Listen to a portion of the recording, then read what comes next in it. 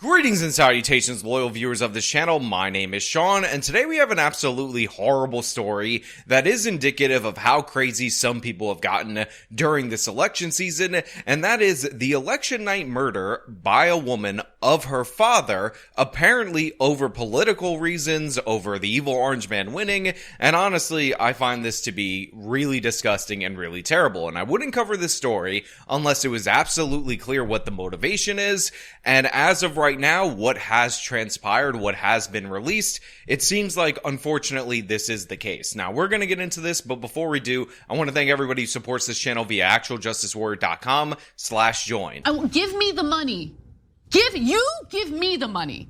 Okay? They say, those neighbors say, that the daily demands of being a caretaker may have sent her over the edge. The result, she is currently locked up in the King County Jail on $2 million bail. So the reason I decided to go with this local news segment is because if you watch this, then you won't know any of the key crucial information related to this particular case. According to the local news, look, this is somebody who worked as a project manager at Blue Origin, which is Jeff Bezos' rocket company. If you guys aren't aware, the one that tries to compete with SpaceX, and she just had to deal with all the pressures of being in that sandwich generation where you have to take care of your elderly father, and honestly, she snapped, and it's just a sad, sad story for all these people who have to care for their elderly relatives. Now, to be clear, there are a lot of struggles in caring for your parents when they become sick, when they become unable to care for themselves, and that can have a great toll on somebody's mental health. I want everybody to understand that I'm not saying that isn't the case, but when you go into the details of this particular case, what you end up discovering, in my opinion,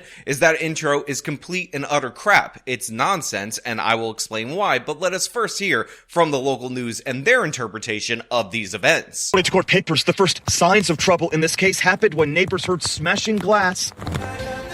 All of it on election night when the presidential race was about to be announced. So again, the local news is saying that the neighbors first became alarmed when the presidential election was announced, and then all of a sudden they started hearing broken glass. And you guys might be confused by the framing of that. You also might be confused about how they said earlier in the video that this is related to the duties and the pressures of caring for your relative, when now they're pivoting to the election stuff. But to be clear, this is what the neighbors detected. This is why they called 911, because they heard all this glass breaking, and like they said, they weren't sure if it was anger over the election. Very interesting that that was the first thing that the neighbors thought of on election night, or somebody was breaking in. My first thought was, are people just getting upset over this election, or is someone actually trying to break it in? Or Prosecutors say the actual answer was much more horrific. They say 33-year-old Curry Burke smashed nearly every window in this home immediately after killing her father with an ice axe. Again, very unusual for them to have those thoughts in that order. As somebody who works in politics, as somebody who deals with these issues on a day-to-day basis, I have to be perfectly honest with you. If I heard glass breaking on election night, my first instinct, if it was in my neighborhood, would not to be to think that it has anything to do with the election. My first instinct would be to think that this was probably a break-in or something of the sort. And I know some of you are going to say that I live in a sketchy neighborhood in New York City, but I do not live in that sketchy of a neighborhood, despite the fact that I had my car broken into recently, and when I first moved in here, my car was just stolen. You guys remember that sad, sad tale, but I'm telling you, this still would not be my first thought. the lights were off, and only two people live in that house, and only one of them was on the street. This woman lives near Burke. As she watched the election results, she said she noticed flashing lights outside. She then says she noticed Burke covered in blood. My thought was that something calamitous had happened in the household, and my first instinct was, did she kill her father with her bare hands? So again, the local news analysis of this particular case is very superficial. They're talking from the neighbor's point of view, the flashing lights, the police showing up, and all that. But remember, in the intro to this video, I gave you the pitch of this as a potential anti-Trump murder, somebody killing their parent, and I'd like to go into this individual's history, let you guys understand who we're dealing with, let you guys understand the statements that she made to the police, because I find this to be very very troubling, but also very informative on motivation on this particular case. So we go to the New York Post and we find out that a space rocket program manager, which is our suspect, butchered her father with an ice axe on election night after a breakdown following President Donald Trump's victory. And when police showed up, she was found smiling and clapping when covered in her father's blood, according to the police. Corey Burke, which is our alleged suspect, considered the bloody rampage in which she allegedly strangled, bit, and hacked up her 67-year-old father in the $800,000 Seattle home they shared an act of liberation, according to the charging documents. Burke, 33, is a training program manager at Blue Origin's Jeff Bezos spacecraft company, according to her LinkedIn, and is married to prominent transgender writer Samantha Leigh Allen, public records show. So this is Burke right here. This is her image for those of you who are watching this, not listening via the podcasting platforms, and you can see that she has a look that is very similar to looks that we've seen among leftists, not to mention the fact that she works in a tech company, a rocket aerospace company, in a non-tech related position, and in addition to that, she is married to a transgender activist and author. Allen is the author of the acclaimed book Real Queer America, LGBT Stories from Red States, and the editor at Them, which is a transgender news publication. Now again, remember what the local news segment actually told us this was possibly about. Somebody dealing with the stresses of living with their parent, and I just want to point out that the court documents do not reflect that at all. When you look at the language very carefully, when you understand what this person's political orientation was, when you take it in the context of election night, when you understand that her father is a 67-year-old white male, very likely to be an evil orange man supporter, you kind of get a better picture in your mind of why this crime went down this night and why this woman was laughing and cheering after she committed this horrific murder. Again, let us look at the evidence as presented in the charging documents. Prosecutors say that is exactly what happened, except the killing also involved an ice axe. All of it after they say Burke snapped at her father for simply turning on the lights inside this home. When things like this happen, the whole neighborhood gets traumatized. Burke has now been charged with first-degree murder. The killing was meant to, quote, help people change their attachment to their parents and, quote, had to happen today. Burke told police, her face covered in her father's blood, according to court documents. Burke had been upset about the election and knew Trump handily beat Vice President Kamala Harris when she allegedly snapped, apparently when her father, Timothy Burke, refused to turn off the lights. Now look, in one of my recent previous videos, we talked about the push from people like Joy Reid, that Yale psychiatrist, Sonny Hostin, and a great number of other lefties into the idea that you should just abandon your family members, cut them off for Thanksgiving, cut off contact from them, and obviously this is one of the most extreme manifestations of that. But when you think about it, it's not that unusual. Imagine you're a crazy leftist. You live in unreality where the evil orange man is Hitler. You find out your father is a Hitler supporter that's going to go after all the different various transes, while at the same time your spouse is a transes themselves and a prominent transes, even though I never heard of this person. You might be pushed with all that media propaganda getting into your already mentally fragile state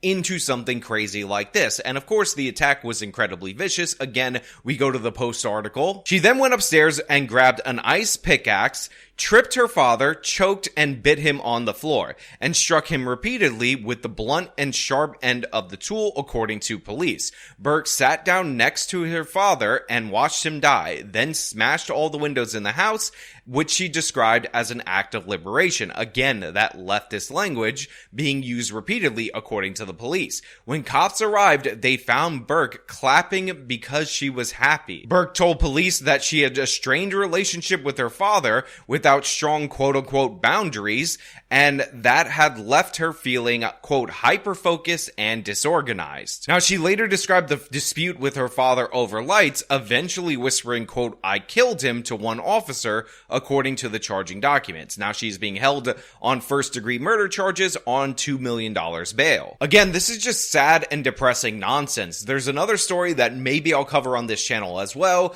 where a man ended up killing his family that lived in another another place away from him because he didn't have custody of those kids, then came back home and ended up killing his other kids that he did have custody of before taking his own life. And this is over the panic, the hysteria related to the evil orange man winning. And I will just point out that the evil orange man has already been president before. People have already lived through this, and all the terrible things that the media was promising you did not occur. They did not come after you. They did not do all these Hitlerian things. So it's just sad. And of course, a mentally ill person, somebody who's married to a trans activist, who has been indoctrinated with leftism, is more vulnerable to this. Now, of course, there's probably strains in the relationship with her father that are unrelated to politics. They keep talking about the lights not being shut off. This sounds like, to me, maybe they were trying to turn off the TV or then the lights so that the father could go to bed, because the snap apparently happened right after the evil orange man declared victory.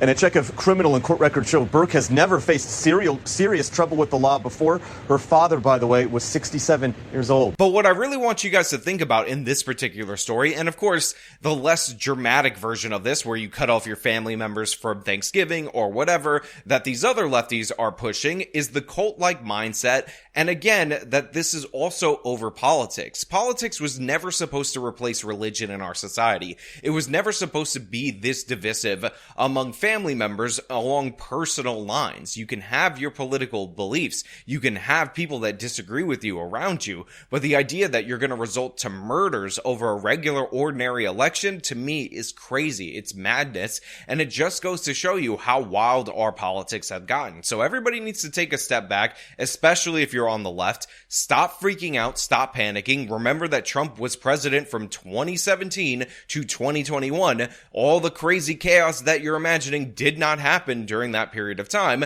So take a chill pill, relax, and honestly, shut up. Shut your face. This woman destroyed her family, ruined her life, ruined her spouse's life, and for what? Another 4 years of Trump's presidency that will not be changed no matter what this person does? Insane in every possible way, but what do you expect when all this propaganda is out there? Somebody at some point is going to lose their mind. And I talk about this on my channel as somebody who's very worried about this, even coming from in my audience. I never advocate for violence. I never want people to take what I say out into the streets and hurt people or anything like that. So I try to be conscious that there might be somebody who's mentally unstable, listening, waiting for a sign from me. And guess what? You're never getting that sign from me. Relax. Go get help. Chill the hell out. It's not that serious. Yes, politics are important. Yes, it impacts you. Yes, it can impact your day-to-day lives. But as I always emphasize on this channel, more than presidential politics, your local politics actually emphasize your day-to-day lives. So this outsized focus on who's the president of the United States is incredibly unhealthy. And this is one of the most extreme degrees of that unhealth. And again, for Kamala Harris, you took your father's life because Kamala Harris lost? She's a loser. She's a clown. She's ridiculous. And you're going to do this for that? Insane. But you know what? Those are just my thoughts. I want to know what you guys think down in the comments below. If you like the video, show them by leaving a like. Subscribe for more content. Follow me on my social media. Support me via the support links in the description of this video. This has been me talking about the absolute madness in this particular case. Till next time.